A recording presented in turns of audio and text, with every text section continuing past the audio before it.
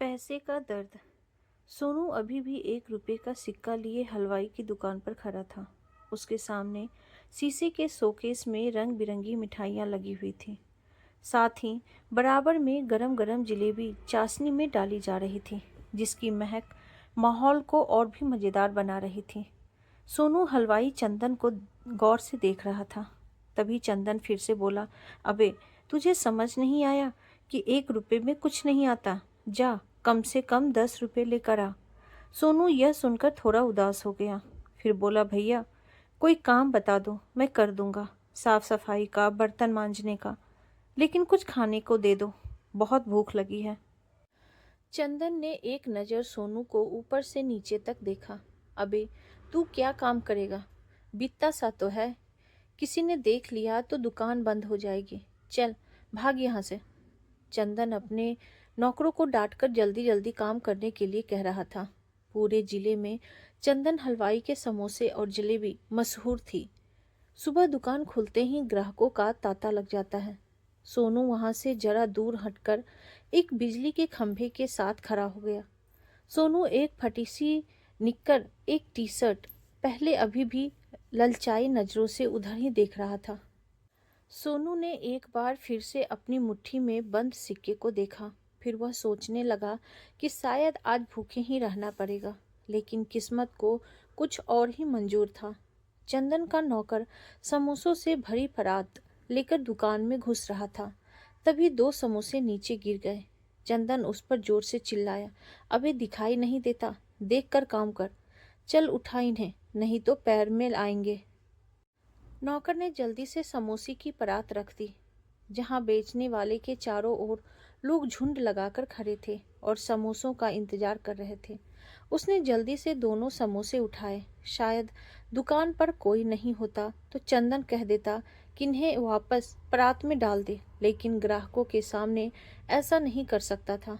इसीलिए उसने कहा, एक काम कर, वो सामने लड़का खड़ा है, उसे दे दे। नौकर फटाफट सोनू को समोसे पकड़ाकर चला गया। सोनू ने वहीं जमीन पर बैठकर एक समोसा खाना शुरू कर दिया। समोसे खाकर उसने पास के नल से पानी पिया। भूख मिट गई। वह चुपचाप वहां से निकलकर पास वाले चौराहे पर पहुंच गया। यही तो उसका ठिकाना था। जैसे ही रेड लाइट होती, सोनू और उसके साथ के बच्चे एक कपड़ा लेकर गाड़ियों के शीशे साफ करते। बदले में कोई 1-2 रुपए दे देता, नहीं तो ऐसे ही चला जाता था। सोनू पूरे दिन भाग दौड़ कर पैसे कमाता। शाम को वह बैठकर पैसे गिन रहा था। आज तो पूरे 70 रुपए कमा लिए। वह पैसे लेकर घर की ओर चल दिया। पास ही में एक फ्लाईओवर के नीचे उसकी माँ ने एक छोटा सा तंबू लगाकर रखा था। सोनू की माँ उसी में लेटी हुई थी। सोनू ने आते ही कहा, माँ, आज देख 70 रुपए कमा लिए।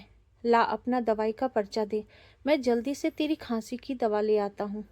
उषा ने कहा, बेटा, इस पैसे से कुछ राशन ले आता तो मैं तेरे लिए कुछ पका देती।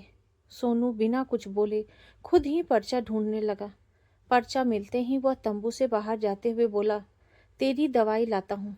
बापू आ गया तो सारे पैसे छीन लेगा। सोनू तेजी से बाहर निकल गया। इधर उषा सोच रही थी, सच ही तो कह रहा है। उसका पति मोहन सिंह सारा दिन जुआ खेलता रहता है। जब शाम को होने लगती है तो आज की दिहाड़ी में से पैसे लेने आ जाता है। उषा से तो मारपीट करके पैसे ले जाता है, लेकिन जब से वह बीमार पड़ी है तब से सोनू से भी पैसे छीनने लगा है। कुछ देर में सोनू आ गया। माँ को दवा पिला ही रहा था कि मोहन सिंह सामने आ गया। क्यों बे, ये दवा कहाँ से लाया? सोनू बोला, बापू, ये तो सरकारी दवाखाने से लाया हूँ। ये लो 20 रुपए, आज बस इतने बन पाए हैं। मोहन सिंह ने गुस्से से पैसे छीन लिए। फिर सोनू से कहा, झूठ बोला तो तुझे उल्टा लटका दूंगा। कल से कम 50 रुपए मुझे चाहिए। उषा ने लड़खड़ाती आवाज में कहा, खुद तो कुछ काम करता नहीं, छोटे से बच्चे की मेहनत की कमाई उड़ाता रहता है। मैं एक बार ठीक हो जाऊं तो इसे लेकर कहीं और चली जाऊंगी। मोहन सिंह उषा के मुंह नहीं लगना चाहता था। उसे दुकान बंद होने से पहले शराब जो लानी थी। वह चुपचाप निकल गया। उषा ने सोनू से पूछा, तूने कुछ खाया या नहीं? सोनू बोला, माँ, आज मुझे 2 समोसे सुबह ही मैंने खा लिए, अब तक भूख नहीं लगी है। उषा की आंखों में आंसू भर आए। बेटा, भूख कहाँ से लगेगी जब अपने माँ बाप पर सारे पैसे लुटा देगा तो। रुक, मेरे पास 10 रुपए हैं, जा बाहर जाकर कुछ खा ले। सोनू बिना कुछ बोले पैसे लेकर बाहर चला गया। भूख तो उसे लग रही थी, लेकिन अगर बापू को पैसे नहीं देता तो वह माँ को मारता। इसीलिए माँ को बचाने के लिए उसने भूख को मार लिया। कुछ देर बाद सोनू खाने के लिए बिस्कुट के 2 पैकेट लाया, एक माँ को दिया और एक खुद खा लिया। उसके बाद थका हारा सोनू सोने के लिए माँ के पास लेट गया। कुछ ही देर में उसे नींद आ गई। सुबह शोर मचने के कारण उसकी आंख खुली तो देखा माँ तंबू के बाहर बैठी रो रही है। साथ ही पास में रहने वाली कुछ औरतें थीं। सोनू उठकर उसके पास पहुंचा। माँ, क्या हुआ? तुम रो क्यों रही हो? उषा कुछ कह पाती तभी पास खड़ी करुणा जी ने सोनू को अपने पास लाकर खड़ा कर लिया। बेटा, तेरे पापा कल शराब पीकर घर आ रहे थे, तभी उनका एक्सीडेंट हो गया। वो अब नहीं रहे। कुछ लोग अस्पताल गए हैं उनकी लाश को लेने। सोनू को एक बार वो समझ नहीं पा रहा था कि पिता की मौत पर वह रोए या खुश हो, क्योंकि अब वह जितने भी पैसे कमाएगा वह उसे अपनी माँ पर खर्च करेगा। कुछ ही देर में एक एम्बुलेंस वहां आकर रुकी। कुछ लोगों ने मोहन सिंह को उतारा। मोहल्ले वालों ने चंदा इकट्ठा करके मोहन सिंह का अंतिम संस्कार कर दिया।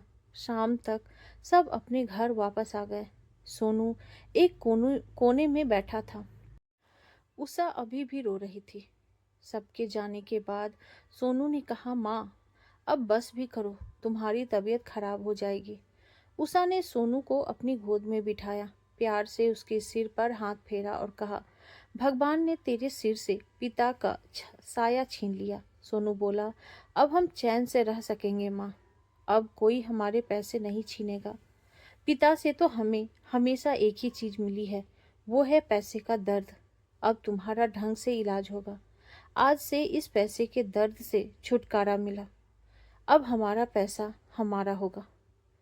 उषा सोच रही थी, मेरा बच्चा बिना बचपन देखे ही बड़ा हो गया। वैसे कह तो सही रहा था, उस आदमी ने दर्द के अलावा हमें दिया ही क्या है। इधर सोनू कल से कमाए जाने वाले पैसों को जोड़ने की सोच रहा था। उसने निश्चय किया कि कल शाम को आते हुए एक गुल्लक जरूर लाएगा। जितने पैसे उसका बाप छीन लेता था उन्हें वह उस गुल्लक में डालेगा। Thank you.